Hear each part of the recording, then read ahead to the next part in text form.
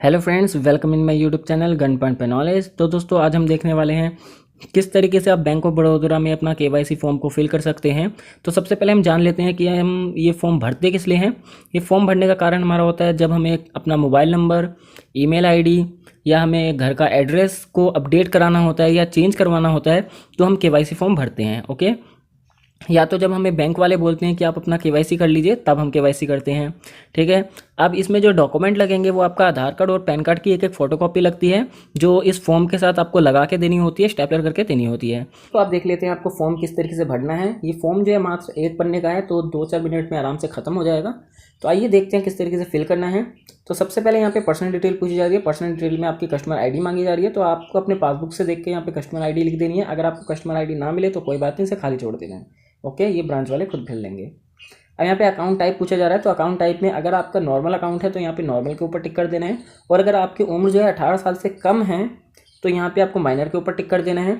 और अगर आपने अपना अकाउंट जो है घर बैठ के ऑनलाइन ओपन करवाया है तो यहाँ पे आधार कार्ड बेस केवाईसी के ऊपर टिक कर देना है। ठीक है। अब यहाँ पे कस्टमर नेम मांगा जा रहा है, बोले तो कस्टमर का नाम क्या है, तो जो भी आपका नाम है यहाँ पे आपको लिख देना है, और जो भी आपकी कास्ट है या सरनेम है वो आपको यहाँ पे लिख देना है। ठीक है, इस तरीके से आपको लिख देना है अपना नाम। अब यहाँ पे पूछा जा रहा है फादर, स्पाउस और मदर। तो अगर आपकी शादी हो चुकी है तो यहाँ पे आपको स्पाउस के ऊपर टिक करना है, और यहाँ पे अपने पति या पत्नी का नाम लिख देना है, और यहाँ पे अपने पति या पत्नी का सरनेम लिख देना है। ठीक है। और अगर आपकी शादी नहीं हुई है तो यहाँ पे आपको फादर के ऊपर टिक करना है, और यहाँ पे आपको अपने पापा का नाम लिखना है, और यहाँ पे अपने पापा का सरनेम लिख देना है। ठीक है।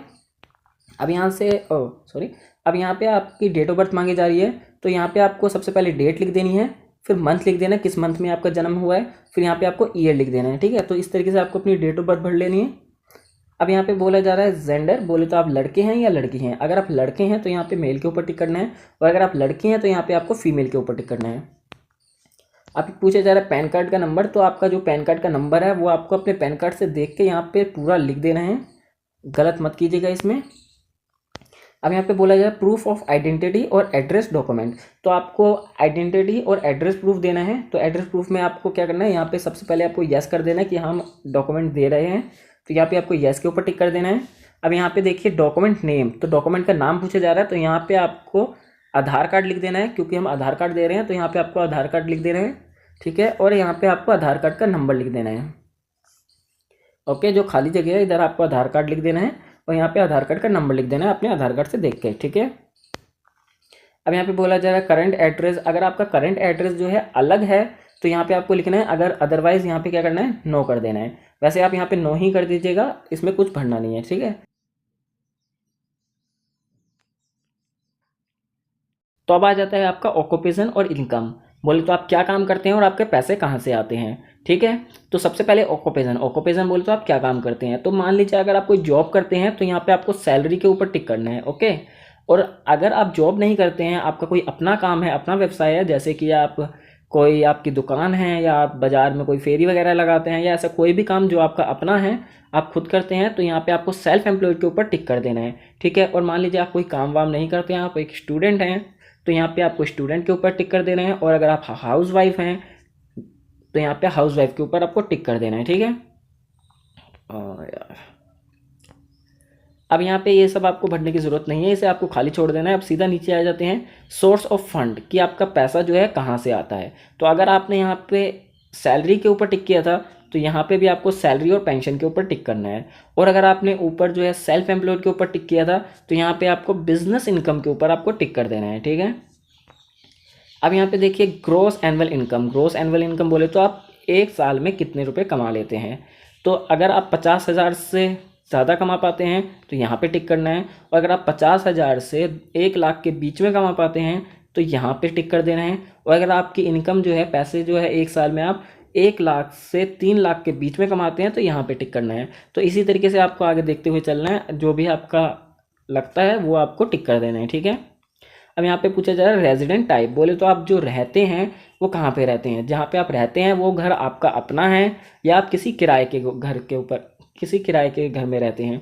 तो मान लीजिए अगर घर आपका अपना है तो यहाँ पे ओनर के ऊपर टिक कर देना है कि जी हम अपने घर में रहते हैं।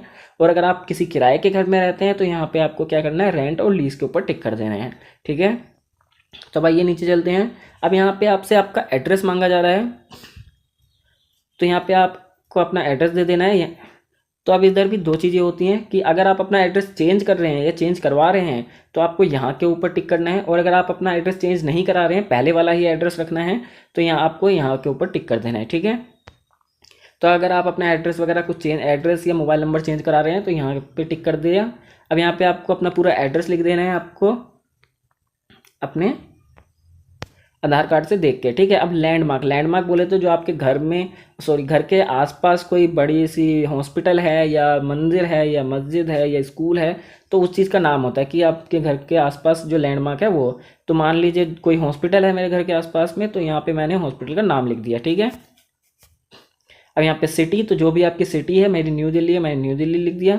स्टेट, राज्य, तो जो भी आपके एरिया में जो भी आपका राज्य है वो लिख देना है। मेरा दिल्ली है, मैंने दिल्ली लिख दिया। आपका हरियाणा, पंजाब, जो भी राज्य है वो लिख देना है आपको। अब यहाँ पे पिन कोड, तो यहाँ पे आपको अपना पिन कोड लिख देना है। कंट्री, यहाँ पे आपको इंडिया लिख देना है, जैसे कि मैंने लिख रखा है। और यहाँ पे देखिए मोबाइल नंबर पूछा जा रहा है, यहाँ पे आपको अपना मोबाइल नंबर लिख देना है, जो भी आपका मोबाइल नंबर है। ओके, अब यहाँ पे देखिए आइडेंटिफिकेशन में यहाँ पे आपको क्या आधार कार्ड लिख देना है, और यहाँ पे पैन कार्ड का नंबर मांगा जा रहा है, यहाँ पे आपको अपने पैन कार्ड का नंबर लिख देना है। प्लेस में जो भी आपका प्लेस है वो लिख देना है। डेट में आपको उस दिन की डेट लिखनी है जिस दिन आप फॉर्म को सबमिट करने जाएंगे। यहाँ पे आपको अपने एक साइन कर लेने हैं, ये साइन जो है आपको ब्लैक पेन से करने हैं। यहाँ पे आपको अपनी एक पासपोर्ट साइज़ फ़ोटो लगा देनी है और आपको साइन कर देने हैं। साइन कैसे करने हैं, आधी फ़ोटो पे आने चाहिए और आधे जो है बाहर आने चाहिए। ठीक है ना, जैसे कि आपने इधर इन्होंने एग्जाम्पल भी दे रखा है। तो इस तरीके से आपको जो है बैंक ऑफ बड़ौदा का केवाईसी फॉर्म को फिल करना है। उम्मीद करता हूँ आपको पता चल गया होगा किस तरीके से आपको अपना केवाईसी फॉर्म फिल करना है। तो मिलते हैं अपनी नेक्स्ट वीडियो में, तब तक के लिए थैंक यू फॉर वॉचिंग।